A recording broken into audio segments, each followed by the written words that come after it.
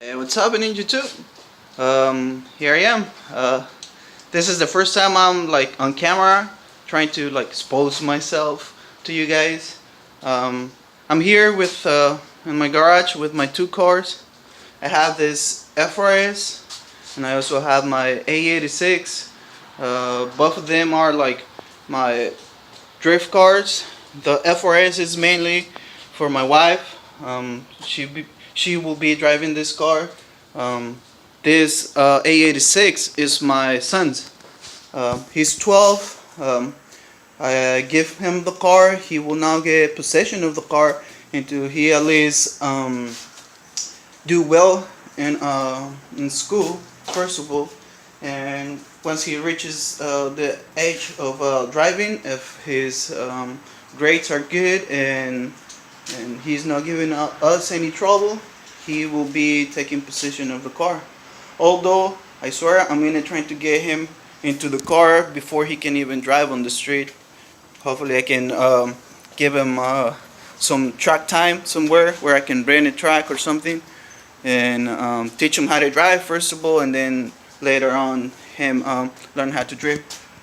This is the FRS. So the main reason for why I'm making this video is to talk about FRS automatic drift. This car, I took it to a drift event in Stockton, California, on Outlaw series, drifting series, Drift 99 in Stockton. This car is automatic, and I took it to the track, completely full stock. Nothing that I did to the car besides stripping the back. I'm sorry if there's no good lighting in the back, but I'll show you guys in a minute. In fact, let me try to do it right now. I'm sorry if I'm not gonna be editing the video. I know how to do it. I just don't have the time right now. So all the videos I'm doing is just one shot and upload them. As you can see, I pull all the interior just to give a little bit of more lightweight, which wasn't much, but at the beginning of the day, the track was dry, so I was being able to have some traction, and I was able to do some okay drift, like I say, old stock. But then start raining and the track becomes super slippery, and it was so easy for me to like spin. And I think it's because all of the stuff that I took was needed to give me a little bit of weight and give me some traction. I honestly do not know how many pounds I took out of the car. I took the spare tire, all that stuff. Oh, I'm sorry, I put my hand on the lens camera. But yeah, so this car, the reason why I'm drifting this being automatic is because where I live in Sacramento, and over here you get about, I don't know, like a stoplight every like 3-4 blocks if you're like close to downtown, and and then you go to the next one and that one will be red for you. So it's tedious to be driving a stick shift. Another of the reasons why we bought it automatic is because I bought it with an accident. As you can see, I've been working on it. I have some videos, the repairs that I did to it. I'll show you.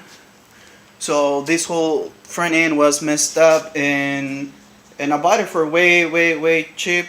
I would say pennies on the dollar, and that's why I own the car. And being automatic, although this thing has paddle shifters, and the paddle shifters can keep you in gear, and that's the way I was doing it. The car was 100% stock. I was using the paddle shifters, second gear, pretty much the whole track. I wasn't really being able to do third gear because of me trying to like really just shaking the car for the first time and like pretty much getting to know the car. I'm sorry if I'm going up and down. It's just I'm using my phone. I don't even have a camera, so I just flip the camera focus focusing to me, but you know, this is my first time, so woo, I'm sorry. All right, so this is the car. This is kind of like a built for B's for build type of thing. You know, crash fixed it, and now I'm drifting it. These wheels. Oh, again, my hand. Sorry. Okay, so those wheels that you see right here, those are stock. I ended up buying a separate set of wheels for the car because I didn't want to mess up the good tires that were on the car. I was just trying to look for a couple of burners for the rear, and I ended up buying the this stock wheels. I spray paint them. They spray painted. I don't care that they kind of like messed up because you know they're drift tires, so I'm gonna be taking those off. But you can see, like, I took this car completely clean that day, and there's tons of dirt on the car because, like I say, it got pretty wet, and then it was at a parking lot, skid pad parking lot type of thing, and then you will go on the skid pad, and then you will need to go through the dirt to get back to the skid pad. So that's why the car is like that. So yeah, that was the first time for the car being, like I say, automatic and being drifting it. The car did okay to be automatic, although I know I need you know some modifications. First of all, we need more power. Second of all, we need a little bit of more suspension. Stock handles really good. I don't think why I can now handle it, which I think I was doing it okay for being the first time. Although drifting automatic is kind of not difficult, but I guess it's just a kind of different way of doing it with a stick shift.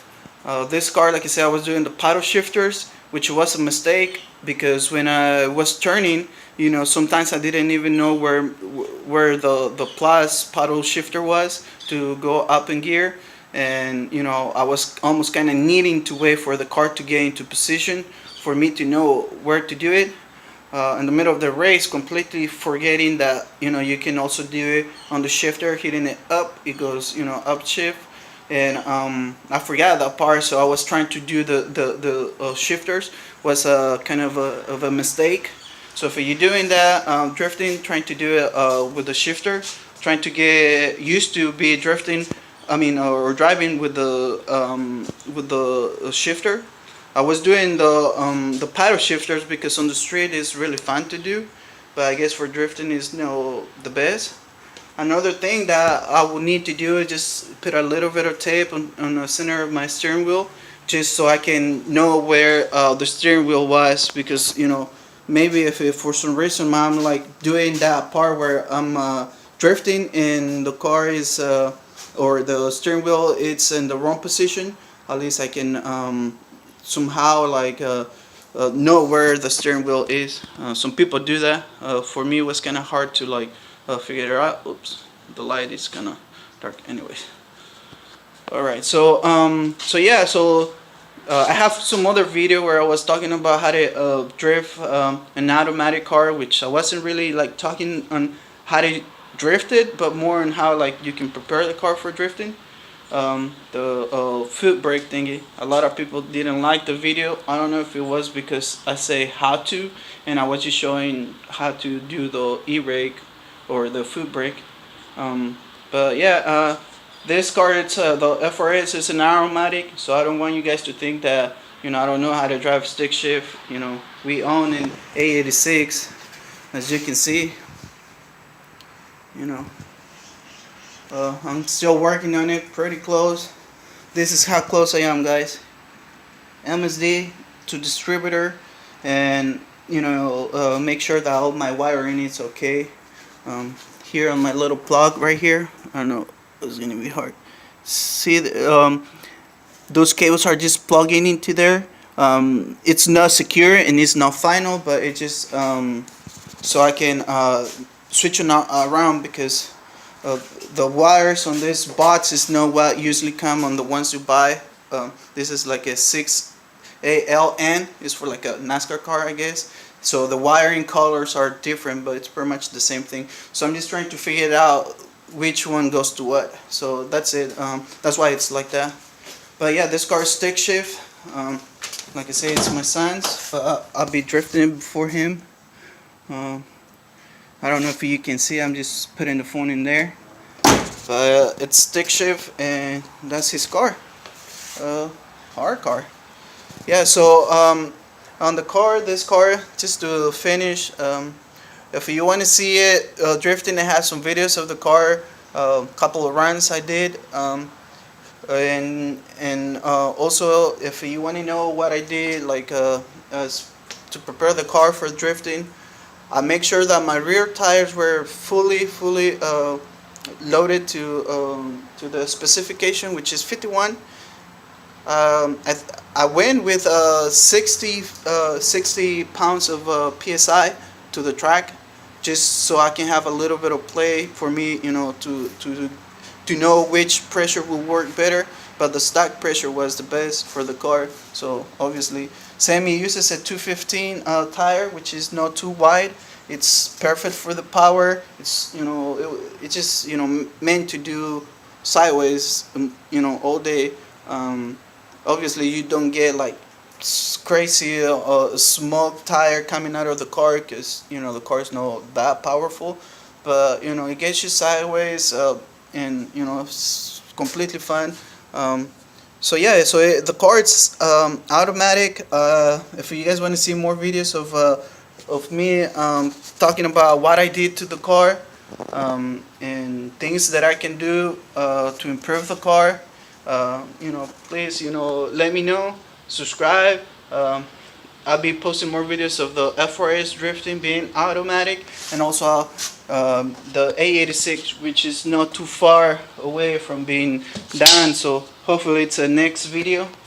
I'm in the North California area, so I get to go to a couple of tracks around here. So I'll be bringing either car.